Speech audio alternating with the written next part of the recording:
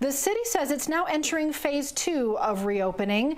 Its coronavirus guidelines are still more restrictive than the states, but while the states are enforceable, Atlanta's are considered voluntary. 11 Live's Doug Richards takes a look. The mayor's office stresses that the city's stay-at-home guidelines are based on evolving scientific data and not on the calendar. The guidelines from the city are also strictly voluntary. The city and state guidelines allow essential trips. Maybe the people who clustered in Edgewood Avenue's bar district last weekend thought this was essential.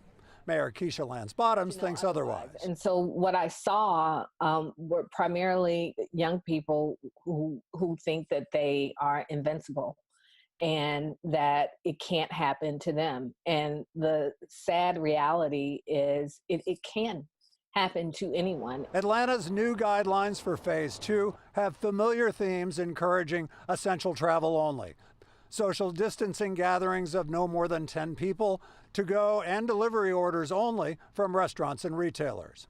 That's more restrictive compared to the state law, which allows limited dining room service in Atlanta and beyond.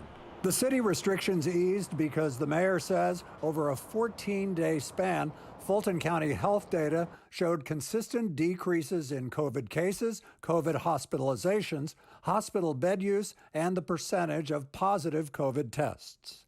I believe the decrease in numbers that we saw were in large part due to the fact that we took very aggressive actions. Yet the state law prevails. It provided the loophole for city restaurants and lounges to schedule boisterous dance parties last weekend, even though bars and restaurant licenses still have to remain closed. It's America. I expect to see that. But I also expect to see people of good conscience saying, I'm going to think about somebody other than myself, and I'm not going to put my family and my friends at risk. If Fulton County's health stats were to improve even further, the city envisions new guidelines that would allow the city to start accepting special event applications. But in order for that to happen, there would need to be more contact tracing and more COVID testing.